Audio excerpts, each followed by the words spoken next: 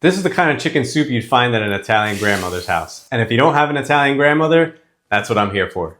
Chicken soup is one of those soups that everyone all around the world has their own unique recipe. And this was my grandmother's. I grew up on this. It's simple. It's more of a thick pasta, kind of like a minestra, which is like a mix between a soup and a pasta. But it's really good. It's simple ingredients. It tastes great. It really is a type of bowl that'll nourish you, especially in the colder months. And this recipe is easy, and I think your family's gonna love it. So let's put it together. So the first thing we're gonna do is sear our chicken legs in olive oil. I'm using chicken legs because I like the way the chicken leg meat really tastes in a soup. We have the skin on. We're gonna get some color on the skin, give a little flavor to the soup. And you definitely wanna get some nice chunky legs because we want a nice meaty soup. So we got our oil nice and hot. We'll get our chicken legs in. And if you want, you could use a mix of legs, thighs. You could take a whole chicken, chop it up, throw that in. You have different options here, but chicken legs are easy. They're pretty cost effective and they taste great. And definitely don't skip this step. A lot of times people just throw the chicken right in and they boil it. Obviously these legs are gonna get boiled at some point, but this little step right now, searing it, give it some color, is really gonna add a lot of flavor to this pan.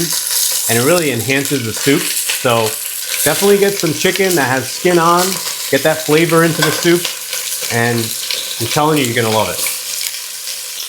So as you can see, these chicken legs are picking up some nice color. This is exactly what you want. This is gonna give great flavor to the soup.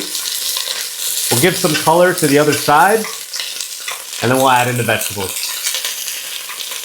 So for vegetables, we have a mix of carrot, celery, and onion, which I chopped really small because I want them to kind of dissolve into the broth. And then the potatoes, I cut them kind of on the smaller side. Some are big, some are small. And I purposely cut, like as you can see, this potato's pretty small and this one's a little bigger. So my grandmother used to cut potatoes and she would just kind of cut them by eye right over the pan with a knife. And some were big, some were small. And I don't think she realized it, but like the big ones stayed whole in the soup, and then the little ones would kind of be like sacrificed in the broth. It's kind of like a little Nonna secret right there. So what we're gonna do now is just let the vegetables soak up some of the flavor in this pan. There's a lot of flavor from the chicken in the pan, so allow the potatoes, the carrots, celery, and onion to really soak that up. And once the carrots, celery, and onion are soft, we'll add in some water. So we're gonna add in about 12 cups of water, but don't hold me to it. We could technically add a little more if we need to later, but we're gonna start with 12. This is kind of the number that works with this amount of chicken and vegetables and pasta. So we're gonna add in the water, and we're just adding water into this. We're not adding any vegetable broth or chicken broth because we have vegetables in here, we have chicken in here, and we're just gonna make a natural broth that tastes great. We're just gonna add water. We're gonna season it up with salt, pepper, and some tomato paste. Just give this a mix. And we're gonna let this cook on low for about 45 minutes. And the tomato paste really brings a nice color to the broth.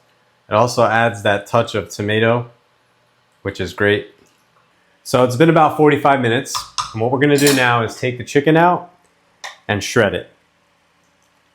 So we'll just shred all the chicken and then we'll add it back into the soup.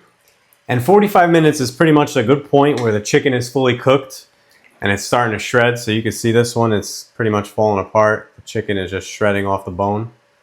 This is exactly what you want. So we'll get that there and we'll start shredding it.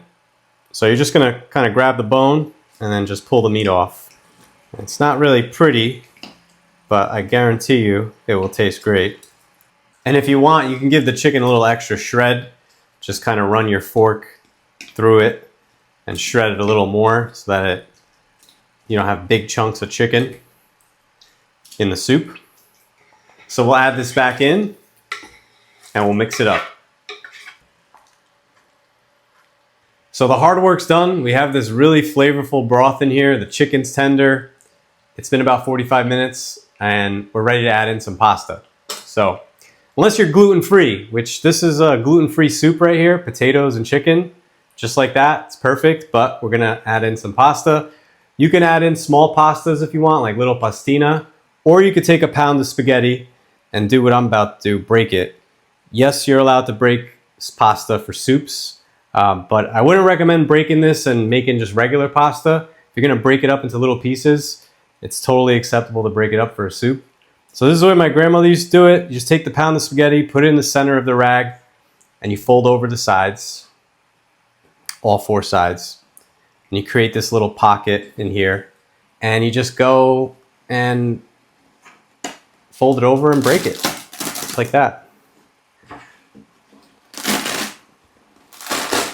I used to love doing this as a kid. This was my job, break the pasta. And when you open it up, you can assess the job you did if you cut them up small enough. These look pretty good. This is perfect size. If you see any big ones, you could just crack them by hand. But these look pretty good for our soup. So we'll add this in. And we'll mix it up and let it cook for 10 minutes. So as the pasta cooks, keep an eye on the water level. If the pasta needs some more water to cook, don't be afraid to add some. You could always add water, but you can't take any water out. So this, we started with 12 cups. I haven't added any, and I think we're gonna be good. All right, so the pasta's ready. Let me show you what it looks like.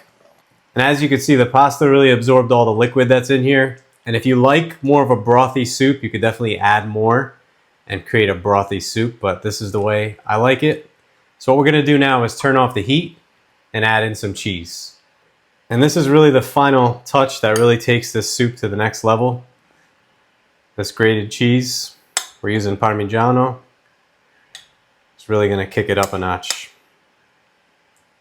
So we'll get this in a bowl, because once the pasta's ready, the soup is ready.